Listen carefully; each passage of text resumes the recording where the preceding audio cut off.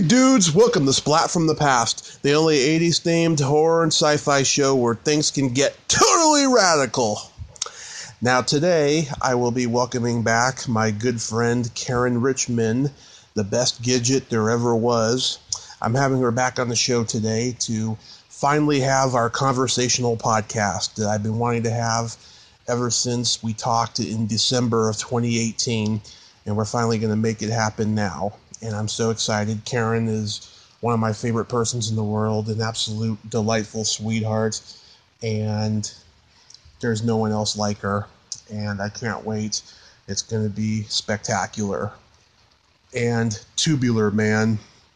So yeah, here is my new interview with Caryn Richman.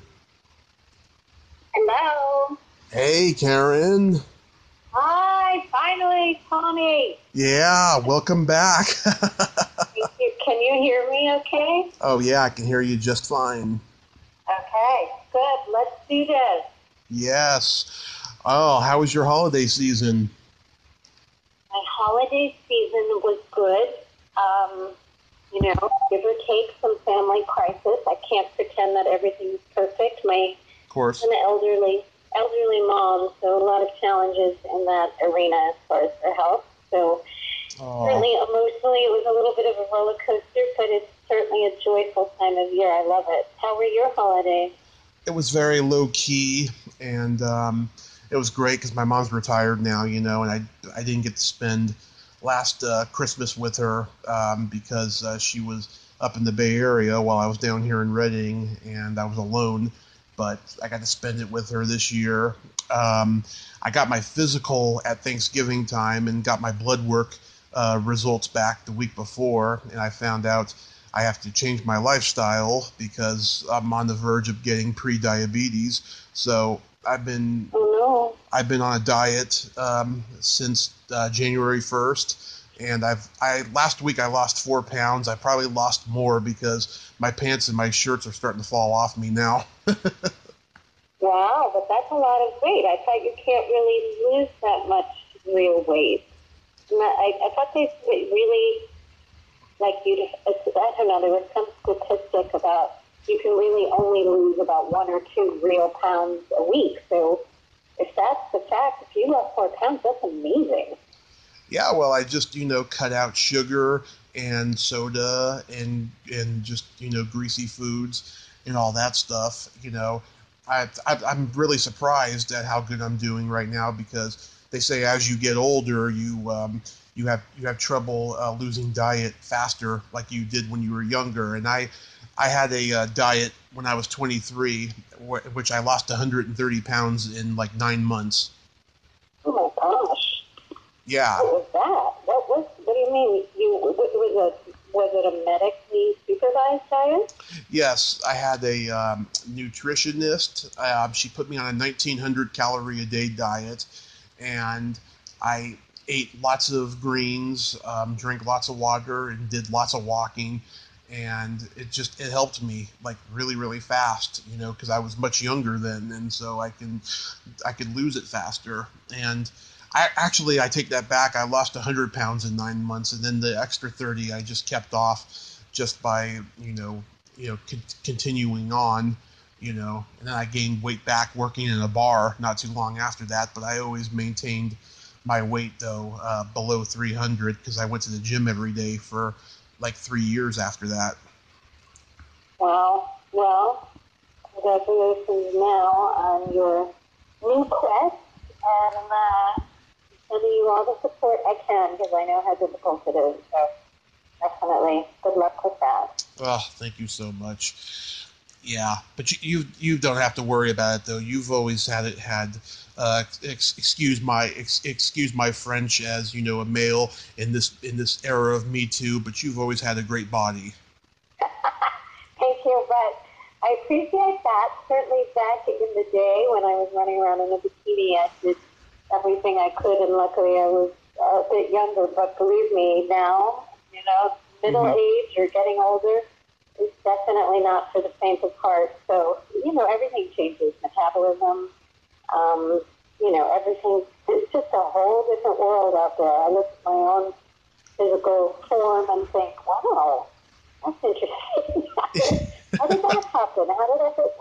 but I do my best to stay healthy. It's important to me, so I work out and eat as well as I can, so, and just hope for the best.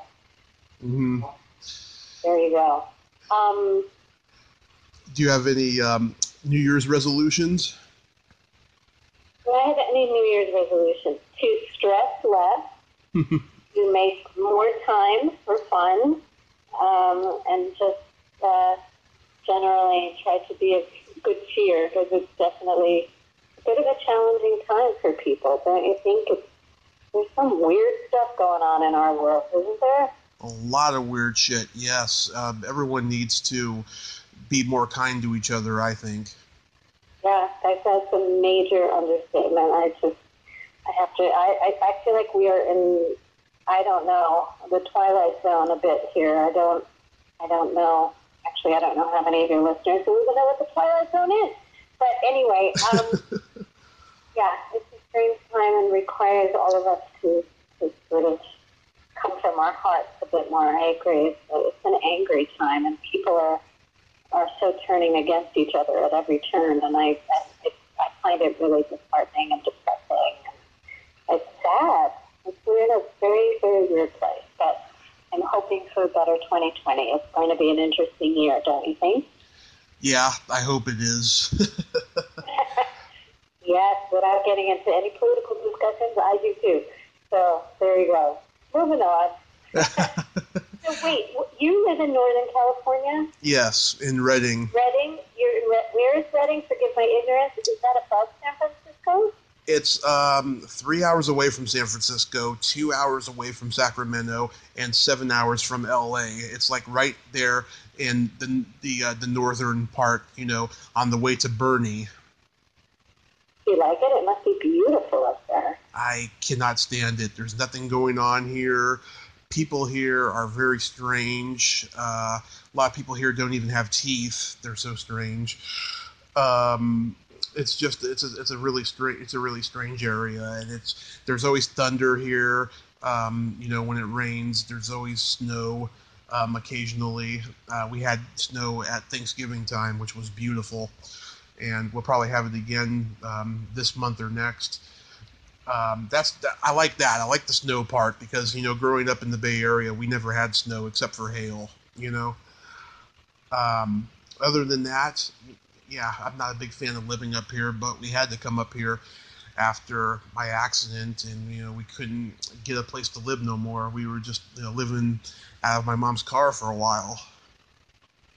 But you said your mom is living in Redding, or she's living in San Francisco, in the Bay Area? Oh, no, she's living here with me, but she got a job up here, and then 6 months later, the office closed down, and then she got offered a job in the Bay Area, and so she commuted. She would go down there, stay at my brother's place when he still had his apartment, and then come down here on the weekends or every other weekend, depending on how high her energy was.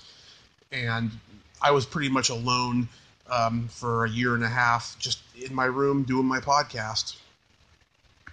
Well, but that's fun. You're enjoying that, aren't you? Oh, I adore it. There was a period last year where I was actually thinking about stopping because I had to deal with a lot of jerky agents and managers and some actors, and they were like cutting me down in emails and stuff and just being really rude, and that just made me want to stop doing it, And I actually thought I was going to take a hiatus because I was supposed to move down to LA for a little while last year, but the girl that I was supposed to stay with, she got in trouble with the law. Oh, no. Yeah. Oh, dear. And what were you going to do in Los Angeles? I was going to, go up to the comedy club, see if I can get on stage. I was going to, have lunch meetings with podcast guests and talk about my screenplay and just, network. And I got offered a movie role last April when I was down there, and it's still not financed yet, but I'm talking to the guy. He's been on my podcast. He's a writer, producer, director, actor named Jerry G. Angelo. He's a very talented guy. He should be more successful than he is. I'm waiting for that. He wants me to play a mafia guy. I don't consider myself. I look like a mafia guy, though, but I am a pretty big guy. If he wants me to do it, I'll take it, Yeah, it sounds like fun, actually. Yeah. So, because it fell through coming down to LA, is there another time? I feel like I'm interviewing you, but is there another time that you might come down here then? This is a conversation, so don't think you're interviewing me. Okay. Well, I am coming down there in May for the convention, like I do every year. Me and my friend, we're trying to network with people and have a place or two to stay out there, like maybe this summer into fall, just to test the waters and try it out. My mom's friend, he was staying with us a couple of months ago, and he has an RV trailer that he wants to give us, but his friend has it right now because his house is being remodeled, and so he's sleeping, in it in the backyard while the house is being remodeled. Oh, dear. Okay. Yeah. I'm just wondering, I can't even imagine actually coming down here. I've been in LA for so long, and it was such a different world when I first moved out here, but it certainly has become a really, difficult, expensive place to live, hasn't it? All the stories that I've heard, it sounds like it's always been difficult, but just more difficult now thanks to the internet, I've heard. In what way do you think it was always difficult? I mean, in terms of our industry, the entertainment industry, I think there's always been a lot of challenges, but it's the fun of it to kind of to see. I find it. I like the challenge of it. I find that I might be a little bit of an excitement junkie or something, but and I know that the business has certainly changed a whole lot. It's still an incredible community of people. I think, Yeah. Some wonderful, maybe some not so wonderful, but I find that people are, really open to the creative process and seeing what other people are doing and all that good stuff. So I hope it works for you, and I hope you come down here, and I hope you get everything that you want. Oh, I thank you. I hope so too. Yeah, I think back then it was very hard. It was very hard back then because it just, LA is a town of waiting. Everyone's just waiting to get something. They get that one meeting. It doesn't mean it's going to go anywhere. And I've talked to a lot of comedians who, when they first came to LA, they were living in their car, or they were living, they were living on the floor at the Crest Hill house above the Comedy Store and all this stuff, and it was pretty difficult even then. You had to jump through so many ropes, which you still have to nowadays and stuff. And but I think that the internet just really has made it just virtually impossible, because now you got to have a certain amount of followers on Instagram and Twitter and Facebook, and you have to be a pretty boy and all that stuff, and it's junk now. Entertainment has just turned to junk, most of it. Even in comedy, though, I have some friends that do stand up, and they've been doing it for a long time, and started 30, 40 years ago in New York City at Comedy Cellar and all of whatever, improv or whatever. But I don't feel like you need to be a physical type for comedy. I don't think you have to be a physical type for anything. I think you just have to be who you are. Yeah. Right?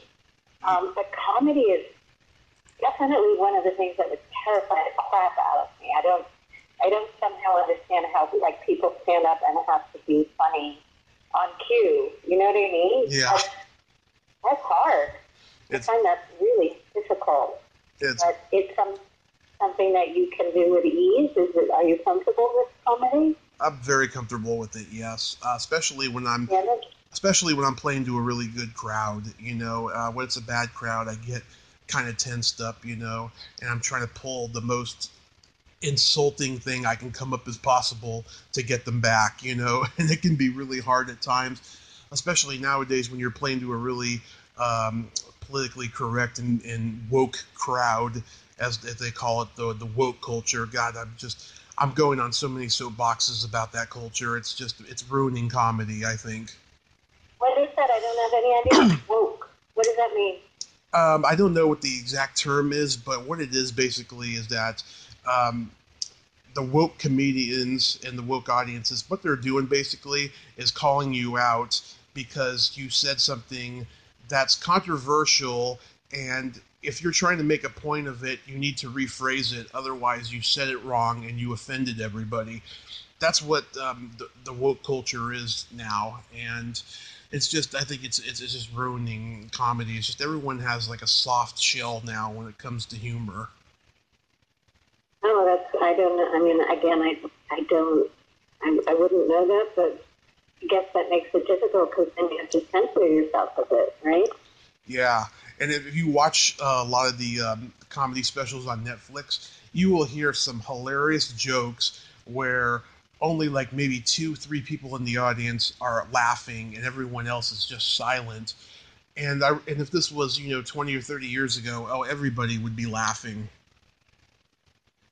So you think that people are just behaving differently because it's a more delicate sort of climate in our world today where everyone, is afraid to really say what they want to, kind of thing? Yeah, I mean, like, back in the day when they used to make fun of gay people, right? They would, call them slurs, and stuff. And they don't want to be called that nowadays, right? And that's totally acceptable and fine. I have no trouble not saying, gay slurs and all that stuff. And I grew up in San Francisco. I got lots of gay friends, but they just take it too far, being sensitive in other areas too. Like you got to be careful making fun of the transgender community now, and you got to refer to a transgender person as a he instead of a she, or a she instead of a he. It's ridiculous. Yeah, I guess. Yeah, it's delicate. I don't know. I'm not sure how I feel about it all. I feel like everyone should either have the freedom to say whatever they want and know that it's in good humor, or I guess the problem is that if people are getting hurt or offended, that's a challenge, especially if you're there to make them laugh. But are you feeling like people are too sensitive? Yeah. I mean, yeah. I feel everyone is, yeah. And I've been very lucky. I mean, one of the staples on this podcast is I tell jokes to my female guests at the end of the podcast and stuff, right? All but one that I've had out of close almost 670 plus guests. There's only one who kind of got offended by a joke I said. I can't even remember what it was because it was a while ago and stuff. But she forgave me, though. Everything was cool with that. But other than that, they all think I'm hilarious. Well, you should follow your path and be funny in LA. Come on. Can you not do comedy up there? I could. Well, like I said, I just got to make sure that I can do it out there and, have a place I can stay, even, if I'm there for a short while and nothing happens right away, I just got to find a place I can crash at. And how about being up there? Is there comedy up there? Oh, in Redding, you mean? Or anywhere near you. I don't know what you're... No, this one guy I know in the Bay Area, he had a show up here in Redding a couple of years ago before I even moved up here, and he said, yeah, it's a good thing that there's no comedy up there because just everyone's offended by everything up there, and it's true. Redding is a very conservative place, and it's funny. I go to the swimming pool, in the spring and summertime, and I meet these kids who go to the nearby Christian church school, and we have conversations. And I tell them honestly, I believe in God. I don't believe in religion. I think it's bullshit. And then they don't talk to me for the rest of the time that they're there. Because they don't want to hear the truth. Well, they might have a different opinion, but... Of course. Of course, I mean, yeah. I think people are very, sensitive, right, about certain topics. Religion being one of them. It's such a personal thing, and I sometimes I try not to get into religious or political discussions. That's Me neither. my newfound. That way I can just keep it peaceful and not, there's nothing to argue because it's all subject to your opinion and what your perspective and what you believe. So there is no right or wrong there. You can't argue it. It's just what you feel, and obviously they feel something different. It's a tough one. If you use the word subjective to anybody now, they're gonna have to look it up in the dictionary because they don't know what the fuck that means. Yeah, no, it's true. But again, I also just feel like we're all on the edge of our seats and we're all, turned upside down right now. There's so much coming out every single day. It's hard to wade through it and still feel peaceful and happy and try not to watch the news anymore. It blows my mind half the time. So it aggravates me and upsets me and throws me off center. So anyway, that's just segueing from the talk about religion, but in terms of being tolerant of each other and all of that stuff. I know, it's like you can't agree with anybody no more, and I try, and I'm a guy who's like, if I disagree with somebody on something, that doesn't mean I hate them, but it seems like they hate me after I, tell them my point of view that's different from theirs, like I've had a couple of podcast guests that disagreed with me on certain things, and like I wrote them emails of thanks, we had a great conversation and all that, never heard back from them. I don't know what to say about that. What kinds of things were you disagreeing about? Just, about, okay, like for instance, about a month ago, I interviewed this comic strip / cartoonist writer, and she wrote an episode of The Simpsons years ago, and she was very bitter about how she was treated when she was there and what have you and stuff. And she knew she was coming on to talk about this specific episode because I told her it in the email.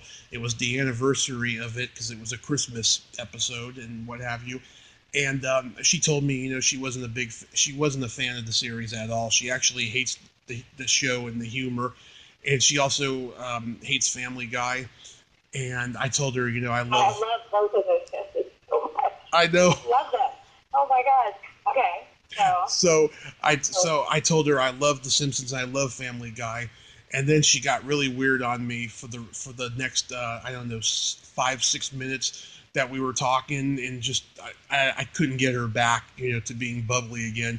I think she thought that I was a chauvinist or a misogynist or something because of the humor that can happen on Family Guy. Because she's like, I don't like Family Guy's humor because it's locker room humor and all this, Well, but that's sort of funny because that is what it's about. So I guess she's certainly entitled not to enjoy it, but yeah, I shouldn't find fault with you for liking it. I'm on your team. I like it. I like them both. I love them. Oh my God. Very smart, ridiculously silly humor. Brilliant, though. I mean, I think it's smart humor in a locker room kind of a men's club way. It's funny. Yeah, I like it. It's funny. I've never liked, men's club, in real life. I've never been about excluding women from anything, if they're, open-minded and what have you and stuff. But I love the humor that comes from the men's club, It's so funny. And as a woman, I like seeing what makes men laugh. Like, I think sometimes, I have some male friends, their humor is so sophomoric. It's like they got stuck at 13 years old and they have never moved off that. And so it makes me laugh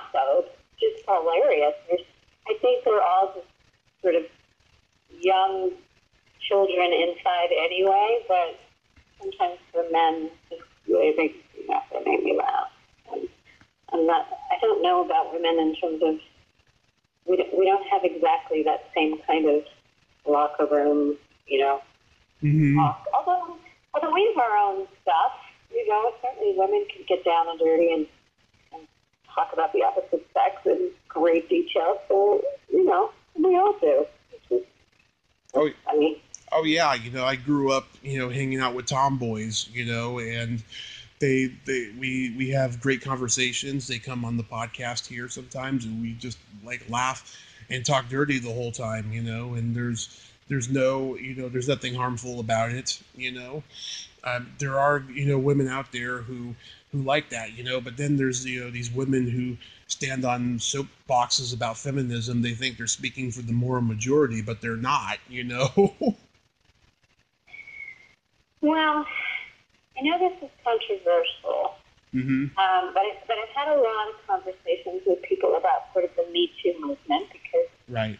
When that all started, certainly, in my day, obviously, my gosh, I did a show in a bikini for, 3 years, and right. and my producer, they would ask me to, parade around, and they'd see what I looked like in the bikinis, and I was asked to do some crazy stuff on Gidget, but I was part of it. I was in it. I was game. I didn't feel, sort of objectified or any of that. It was what it was. And I don't know.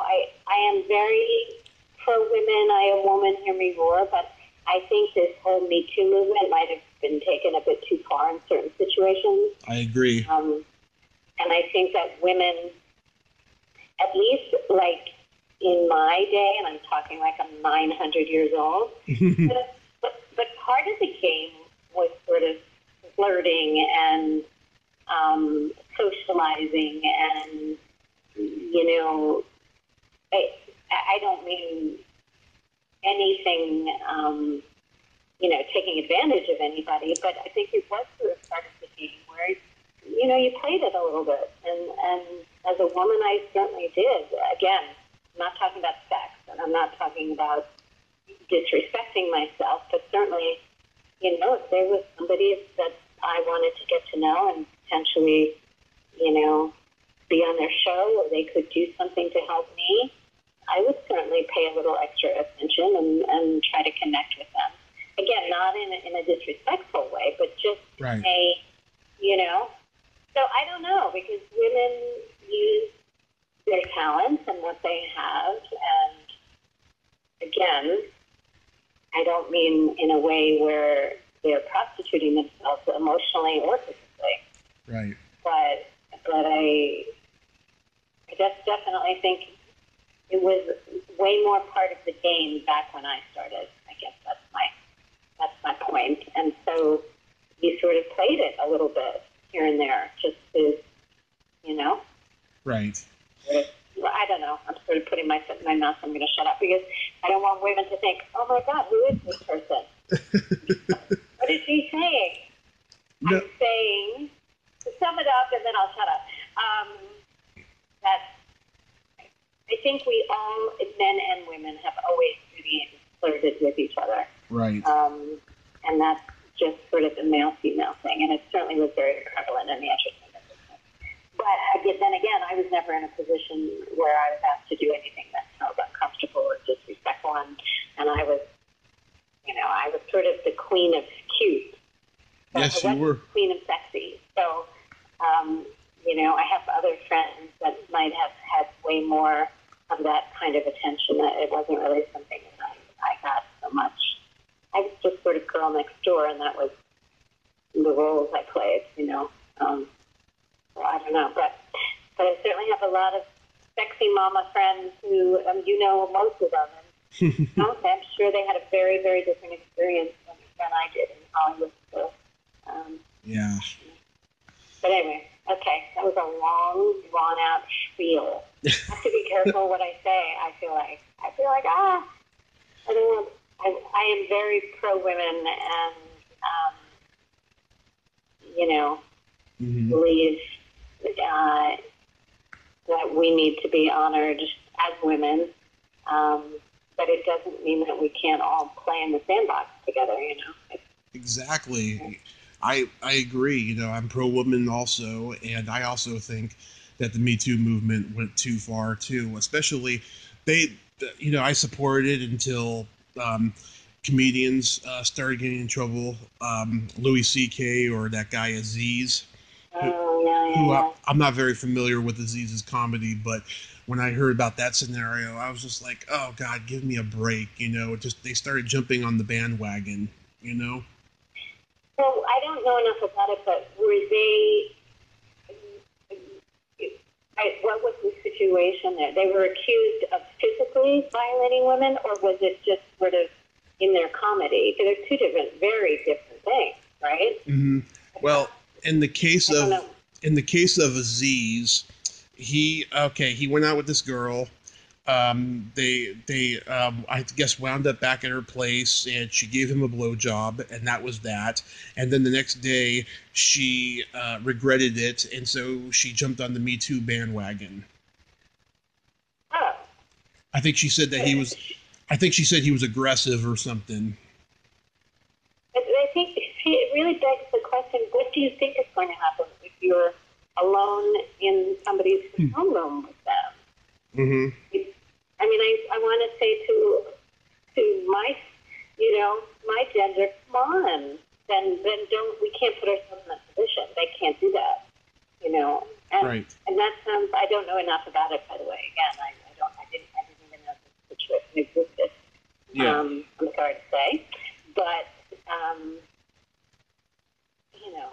I don't know. I mean, it sounds like it was consensual from what you're saying. Exactly. And then with Louis C.K., he asked women if he could masturbate in front of them, and they all said yes. But then the papers misquoted them and said that he didn't get permission.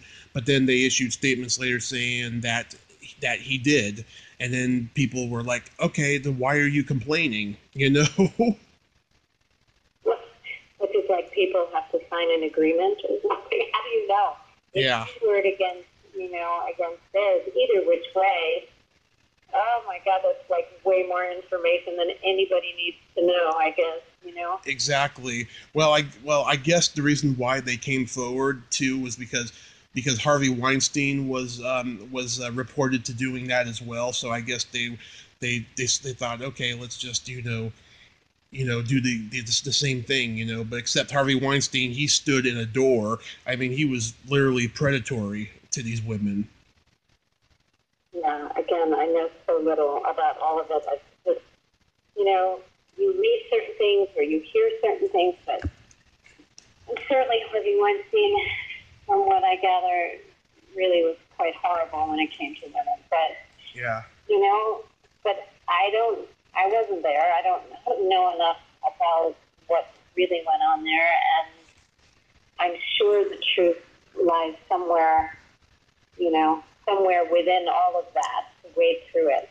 And I'm not suggesting he wasn't horrible with women, because certainly everything points to the fact that he was. But somewhere in there, I guess I just feel like women should also take a little responsibility.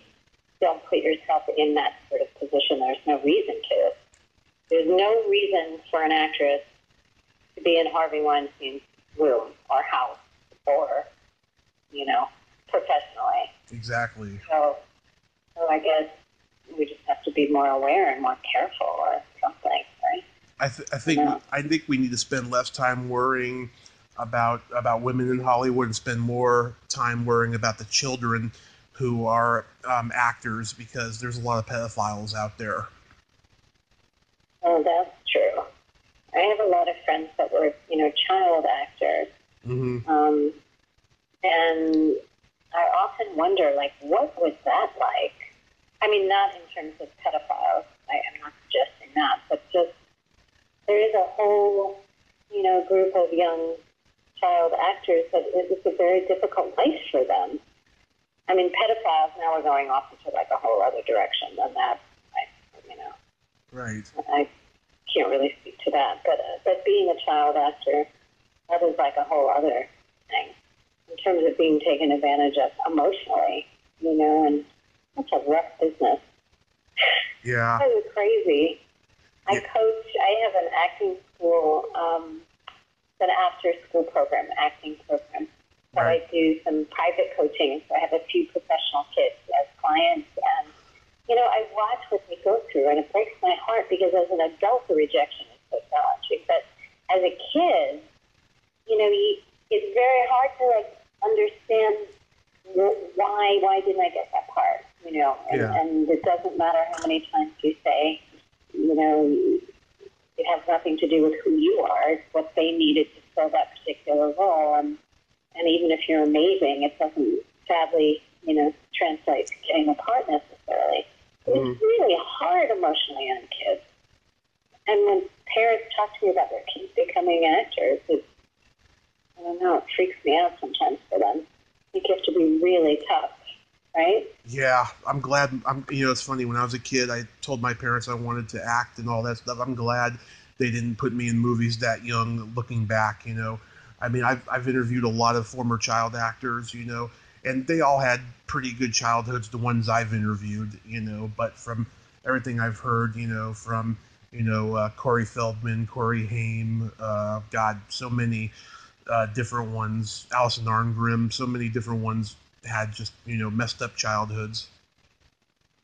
Yeah, I mean, it's an adult world that they enter into, and I don't know how protected they are, to be honest. But yeah, because when they're children and they're famous, they're getting the same treatment as the same kind of treatment as adults, and they don't know how to deal with that, because then by the time they grow up, they grow up really spoiled, and they just don't know how the world works. Well, yeah. I mean, there's that aspect to it, absolutely. They feel, that the world is their oyster, and that everybody lives that kind of life, where if you're a super big celebrity or star as a young child, I think you're completely out of whack, because the world is, again, hard enough for adults, actor, celebrity stars to handle all that goes with that. But for kids, so many young actors end up on drugs and just unhappy. It's hard, really hard. And it's an interesting thing. So how old were you when you started acting? Let's see. I mean, for the time I was 3, I was just, putting on my grandpa's suits that we kept after he died, and I would just imitate my favorite actors and comedians, and I would perform for the family after dinner and do my imaginary Saturday Night Live sketches. That went on until I was about 11, and then I grew out of it. I stopped doing it then, and then when I got to high school, I did drama. I did beginner's drama freshman year, and then I didn't go back until senior year to do drama again, but then it was advanced. I didn't think I was ready. I wanted to do it sophomore year, but I didn't think I was ready yet. So by senior year, I was much better at remembering lines than I had been freshman year. It took me a while to memorize pages of dialogue. And I also, sophomore year, I auditioned for The Sound of Music, and I didn't get it because I couldn't sing or dance. Oh, yeah. That's a tough show to not sing or dance in. Yeah. Yeah, okay. What other shows did you do, though, in high school? Well, I ended up doing stage crew backstage. And I went back to it just before my accident. I did a production of Anything Goes, which I was let go opening night. I tell anybody out there, don't when you're doing a show, keep it completely professional. Don't screw around with someone you're working with, because that could happen. Yeah, and usually does. Yeah. So I've been in a couple music videos, and I was interviewed for a documentary a couple years ago, which should be coming out this year, hopefully. And I'm just trying. I've been doing it little by little and stuff, but it really helps with the stand-up with all the acting classes I took. Yeah, of course. Sure. You know. That was probably good as it gets as far as acting training. It's improv at its finest in some respects, depending on what kind of stand-up you do. I always marvel, my friends that do stand-up, when they play with the audience and come up with things so quickly on their feet. Mm-hmm. I have no idea where that comes from. Yeah. Funny. I could never do stand-up. Ever, ever, ever. But I definitely appreciate it. It's quite a craft. So, yeah, that's good. Okay. Yeah, so I haven't actually done an actual theater show. I've just done props backstage, but I've done a lot of auditioning, and plus, I'm a big guy and stuff, so it's really hard to cast, body types, for me and stuff. But I'm never going to give up. I'm always going to keep trying. Well, it's probably hard in Reading, though, so you probably have to come to a city where there's more opportunity, if that's really what you want to do. Well, we have two theater companies here. I took an acting class for them, and I improvised something that had the word shit in it, and they weren't very nice to me after that. After I said shit. Oh my gosh, really? Yeah. Oh my. Well, okay. And so, yeah. And then I tried to get involved with this other company, and I told them, I have metal in my leg and I walk with a cane. So, standing backstage, handling the prop table is about all I can do. And the guy was older and he was really grouchy. He felt like his time was wasted, and I never heard back from him. So, we'll see what happens. Yeah, but it sounds like you want to get out of there anyway, so maybe better not to invest. Although I'm a big believer, wherever you are, just do what you love, and don't wait, don't put it off. But exactly. On the other hand, there's not a lot of opportunity out there.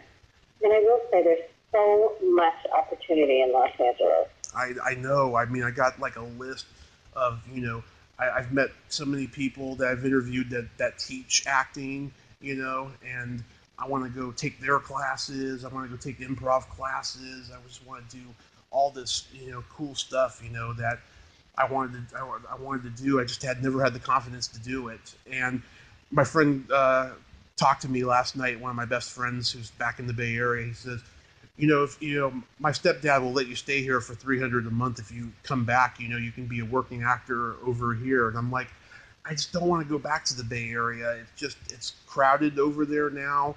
And I'm not saying that LA is not crowded. We all know that it is. But it's just everything is being, constructed on, and all my favorite businesses are closed down, and everybody I know is pretty much gone now. So I wouldn't be comfortable going back to the Bay Area. Well, then, and you've never tried it in LA, right? I've never tried it in LA before. No, I mean, I did go out there for 8 days about a year after my accident, and I didn't know how the system worked. I didn't know that the stand-up comedy was lottery in the clubs. And I did get on at the Ice House in Pasadena, but I didn't get on at the Improv or the Comedy Store, and I was crushed. And I was like, damn, I should have done more research before I left. So wait, how does it work? It's a lottery? Yeah, you sign up on a piece of paper, and then you get a little piece of paper, write your name down, and put it in the bucket. And so what I did with the Ice House, I actually cheated, and then it turned out I didn't need to cheat. So I put my name in there twice, once with the guy looking and once without. And then when he went up on stage, he asked me where I'm from and what I do for a living. I said, I'm a comedian and I'm from San Francisco, right? And then after he was done introducing the first comic, he said, since you're from San Francisco and you're just in town, I'll let you on. And I'm like, oh, thank you. So I went on stage. No one got me. What do you mean they didn't get you? I just, I'm very nostalgic in my comedy. I make a lot of 80s, 90s references and stuff. And so it wasn't a whole lot of, older people that were there for this, little open mic show. There was one girl, she thought I was hilarious. I made a joke about Christy McNichol. Can I Do you remember what it was? Yes. Okay, I was wearing a leg brace at the time, and she did that movie Just the Way You Are, where she's got the leg brace on, and I said something like, I hate wearing the leg brace because people come up to me on the street and they say, "Hey, aren't you Christy McNichol?" And I go, "No, but I like pussy also." Oh my god! Oh my god! I can't believe I'm laughing at that joke. Oh boy! I'm going to be meeting her at a convention soon, and I'm really happy. Christy McNichol? Yeah. I've met her. She's lovely, but don't tell her that joke. I won't. I'm not going to. Okay, good. I will tell her how much that movie means to me, though, even though she had a bad experience making it. She found out she was bipolar while filming. That movie always cheers me up when I feel down about being disabled. I've been watching that movie since I was a little kid. I don't know that I've actually seen that movie, but what is it? Tell me the name of it again. It's called Just the Way You Are, and she has a leg brace. She has some kind of childhood inflicted disease that's carried on into adulthood, and she's like a classical musician, and she goes on a ski trip, and she hooks up with what's his name? Oh God, he was on The Rookies back in the 70s. Michael Ontekine, is that how you pronounce his name? Oh, I know who you're talking about. Yeah, and and she's like hiding the brace, pretending that she walks normal, and then she's afraid that if he sees it, she's not going to like her because most of the guys that she tried to get with earlier in the movie, she felt didn't like her because of the brace. Mm-hmm. Well, then that's lovely that has. Yeah, that will make her really happy to hear you say that. It's a sweet little movie. Yeah. Oh, this morning. Yeah. Oh, this morning, I had Ann Lockhart on the podcast. Oh my God! Did you tell her that you were going to speak to me today? I sure did, and she said hi, and she adores you. She says you're one of the sweetest ladies in the world. Oh my God! I feel that way about her. Oh my! And she's so fun, isn't she? We had a blast. She's a lot of fun. Yeah, she's fantastic. Oh my gosh! I'm so glad you got to talk to her. That's so cool. Yeah. I saw her, oh my gosh, a number of years ago. I was doing a play up in Hollywood, and she, I think, had another friend in the cast, and so I had the pleasure of hanging out with her after the show, and we all went out, and it was like such a joy because she was in the new Gidget, the pilot. Reunion. Oh, okay, yeah. So she wasn't in the series, the subsequent series. Right. So she played LaRue, and I was Gidget just for the movie of the week. But that was like in 85, 86, so I hadn't seen her in, oh my God, a really long time. So it was fantastic. She's a wonderful, wonderful, beautiful being. I'm so glad you got to talk to her. Yeah. God, I'd love to see her. So. Yeah, she's living in Texas, and she's actually coming down January 31st and February 1st to the Hollywood show to sign autographs there. Oh, that's good. Yeah. Oh, my God. That's fun. Oh, the one at LAX? I did that last year. I haven't done it in a while, but it was fun. It's not there anymore. It's actually at the Burbank Marriott. Oh, wait. They moved it. Game show? They moved it. Yeah. Oh, because the Cork autograph show used to be in Burbank. Oh my gosh, I'm so sad that you moved it. Yeah. Okay. Because I was going to do one again at some point soon, but I live below the airport. I live in the South Bay in Los Angeles, so I thought the great thing for me was that it was one of the few things in my business that I could do and be sort of relatively close to home. But I didn't know that. When did they move it? I had no idea. I think this is the first time they've done it in quite a while. I think the last one in November was the last one at LAX. Oh, well, I'm sure it's all going to be great. Just, So then when you come down for these shows, do you stay near there? Or Yeah. where would you stay when you come down? Okay, so I go to Monsterpalooza and Son of Monsterpalooza, each year. And so when I'm at Monsterpalooza, it's in Pasadena, and I stay at a hotel nearby there. And then when I go to the Burbank Marriott for Son of Monsterpalooza, which is where it's being held, I stay there. I made a really bad mistake last time, though. I put my debit card down when I made the reservation, and they took half of my money, half of all my money off of my debit, then put it back, and then it was pending for 3 days, which made me overdrawn when I came back home and I was buying something, and it was a huge headache for me. So I'm never going to do that again. I'm going to put my credit card on file, which I did for this next one. Oh yeah, that's absolutely. I'm not fully understanding what happened, but it certainly doesn't sound like a good thing. Yeah, they took more money than they deserved to take. Was it? Originally they did, but then they put it back, and then it was pending for 3 days, and then they took the whole amount. But then I was overdrawn because I took money out at the bank, and so I had to put that money back in order to fix the overdraft fee. But if you use a credit card, that won't happen. But if you use it for a debit, they will, because I think there's a statistic that people who use debit cards have the most cancellations or something like that. I don't know. It's weird. I don't usually use my debit card for that. But, oh dear.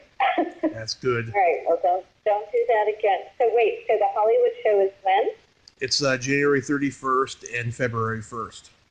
Oh my gosh, it's soon. Okay, good. So you'll be down here for that? No. I'm not coming down for that one. I'm coming down for Monsterpalooza in May. Oh, I'm sorry. I misunderstood. I thought you said you were coming down, or you were going to see Christy McNichol upcoming. Oh yeah, I'm gonna see her in the Bay Area. Oh, I misunderstood. Totally misunderstood. Got it. Okay, I'm all straight now. Yeah. Got it. I was at a Comic-Con in Stockton last August, and I met your co-star from Hollywood Safari, Sam Jones. Oh my God. He was wonderful. I mean, I'm sure he still is wonderful.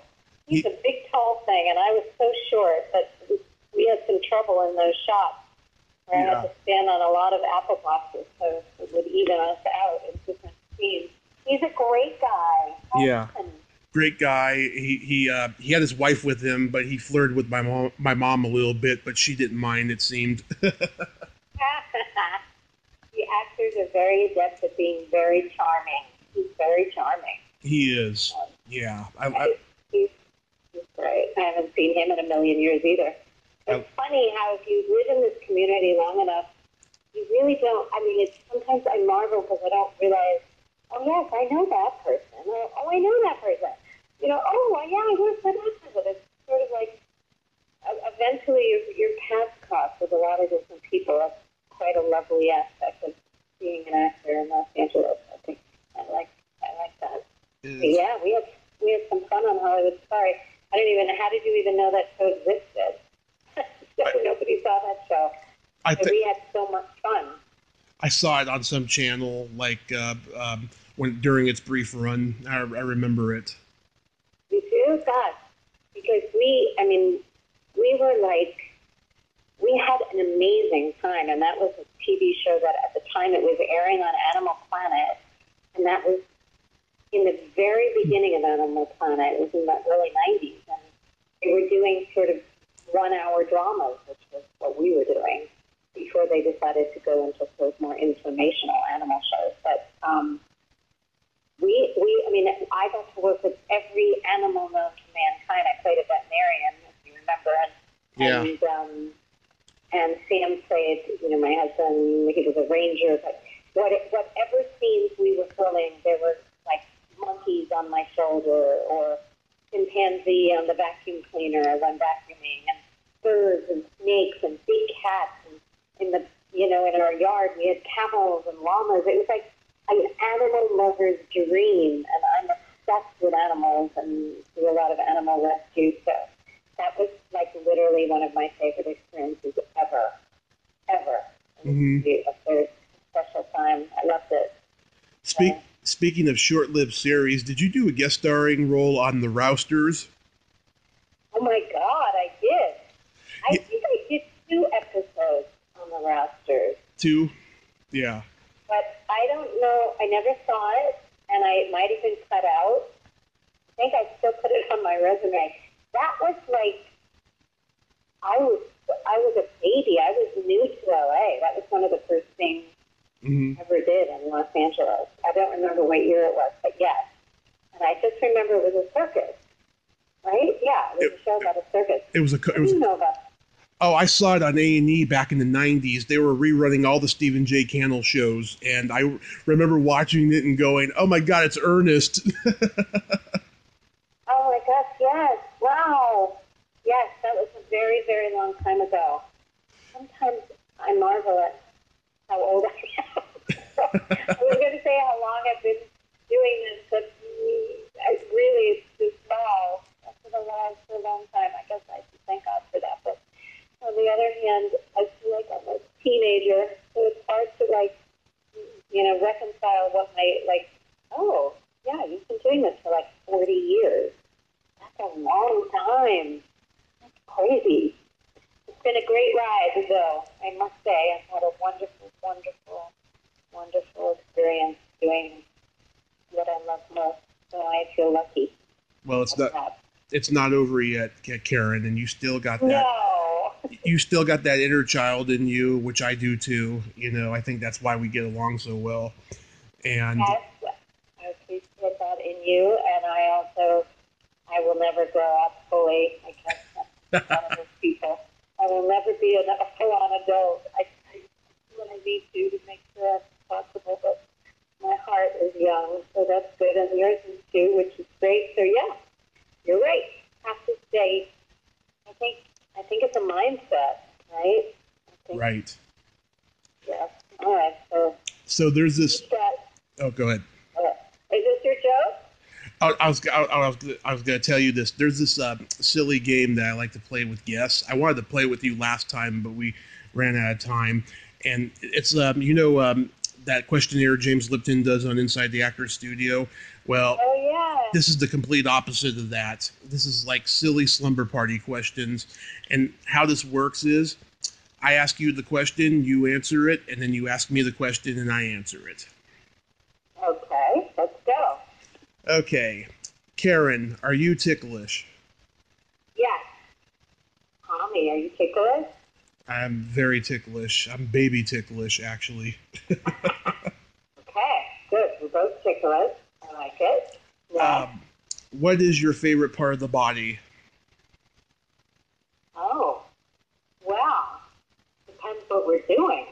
What is my favorite part of the body? I think I have to say, if we're just talking about connecting with other human beings, it has to be the eyes.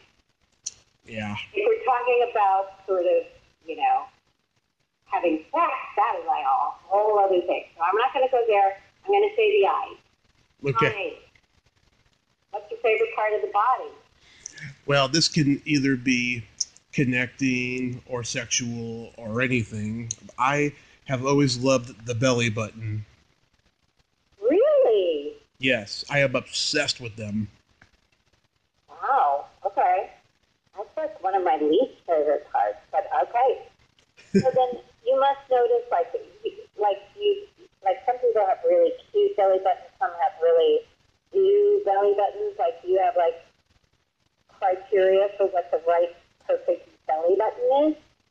I do. I like, a nice deep innie, or if I see a girl with a really cute protruding outie, then I don't discount that either. I love that as well.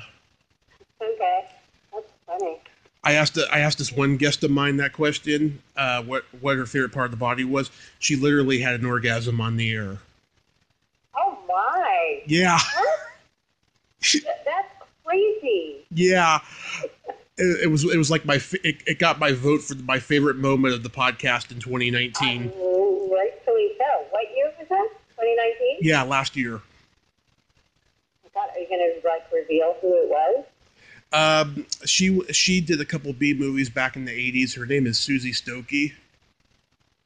Oh my. Okay. I don't know what to say. You've left me speechless. Good for her. That's Yeah. what I say. Yeah.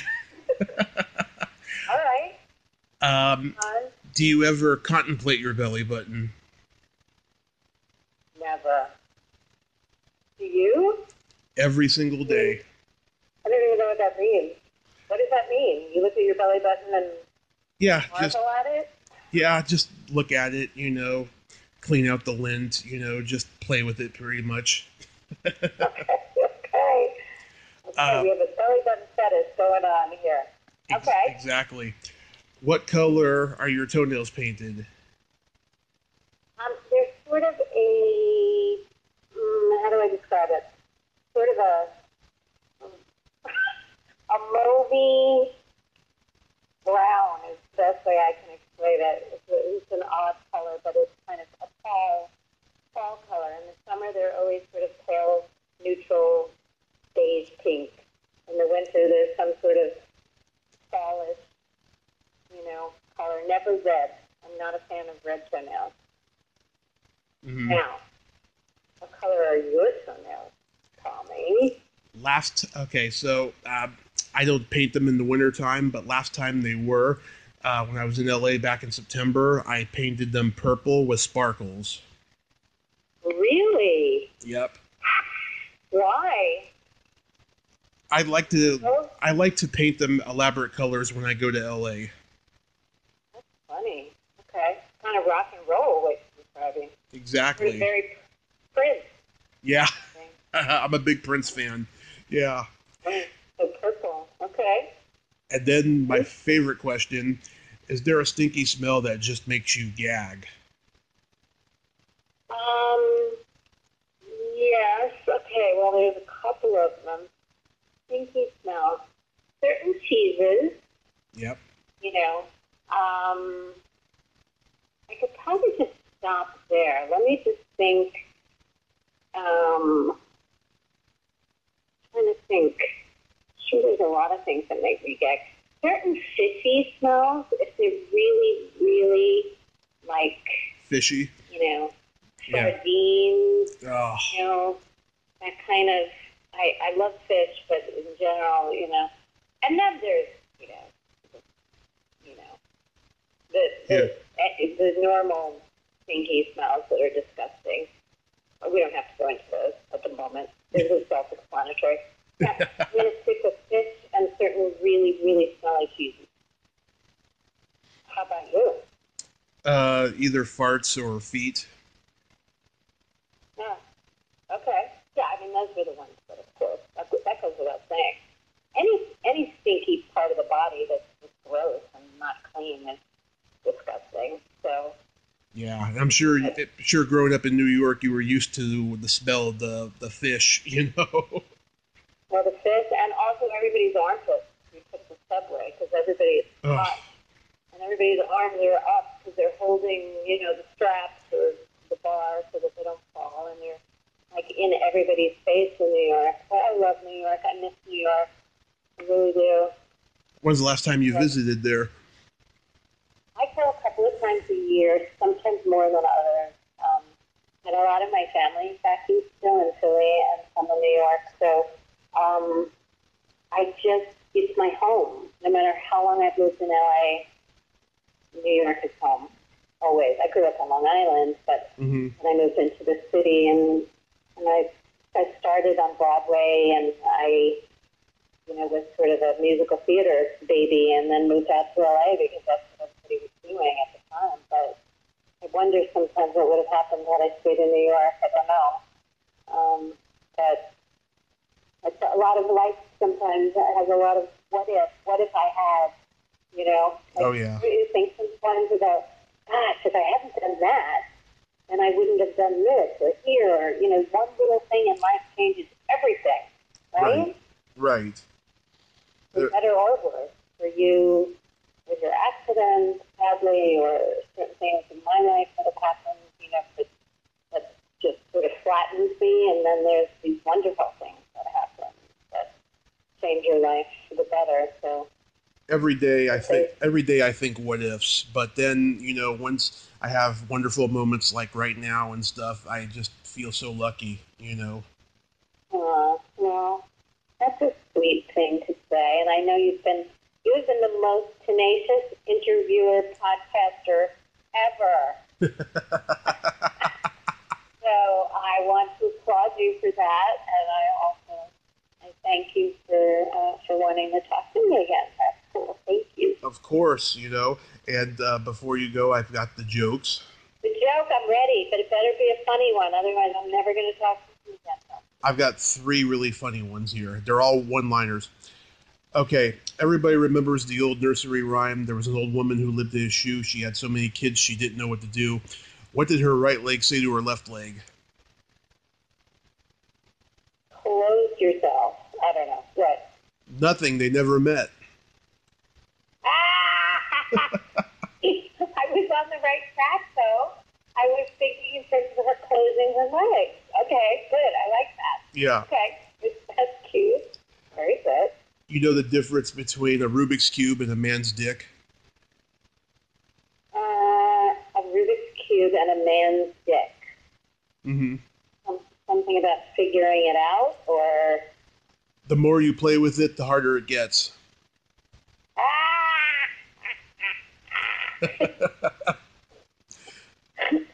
Stupid.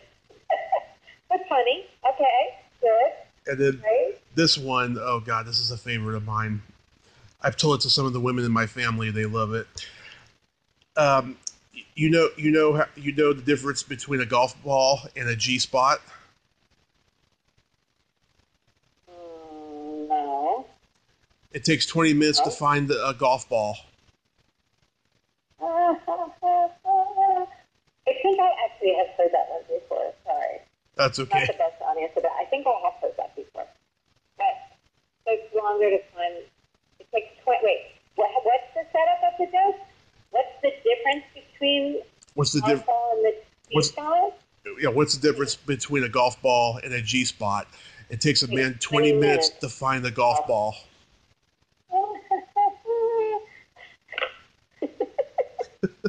Okay, very good. Thank you. That's cute. I like him. All right, next time you're in LA performing, let me know. I'll come and heckle you in the audience. Okay? Yeah, or, let's get together when I come down.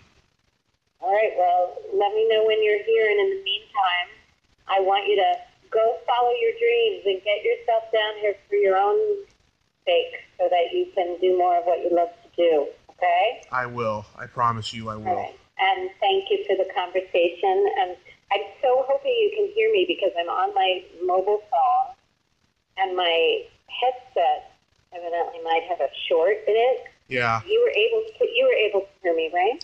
I was able to hear you the whole time, but the last time the problem was, okay, I heard you the same way as I hear you now, but I forgot to delete my previous podcast in the phone, so the sound turned it out really shitty. So I'm hoping to God this one will be better. I hope so. Oh my gosh, well, judging on how long it took us to come to a time to do this, yeah. It better have worked because we're never going to find another time to do this over. No. Yeah. All right, well, I'm going to sign off. I'm going to wish you a wonderful rest of your week, and go forth and conquer, and thank you for the laughs and all that good stuff. Thanks for the conversation. Oh, thank you, Caryn, and I sure will, and I hope your mom feels better. And thank you. I appreciate that. And when it gets closer to that date, I'll let you know. Okay, please, absolutely, and go enjoy, okay? Okay. All right, thank you, Tommy. Speak to you soon. Talk to you soon. Signing off. Bye. Okay, love you. Bye, Caryn. Thank you, Tommy. Bye-bye. Well, there you have it. Caryn Richman. Ain't she a sweetheart? She is she's the gold. The real deal. Love Caryn Richman, and I only wish nothing but the best for her. If you like this video, everyone, please subscribe to my YouTube channel. Add me as a friend on Facebook. Join my Tommy Kovac comedian page on Facebook. Follow me on Twitter and Instagram and all that fun stuff. Well, that's all the time we have this week on Splat from the Past. Until next time, this is Tommy Throwback Kovac saying, there's no shame in living in the past because the present sucks. Later, dudes. Tubular.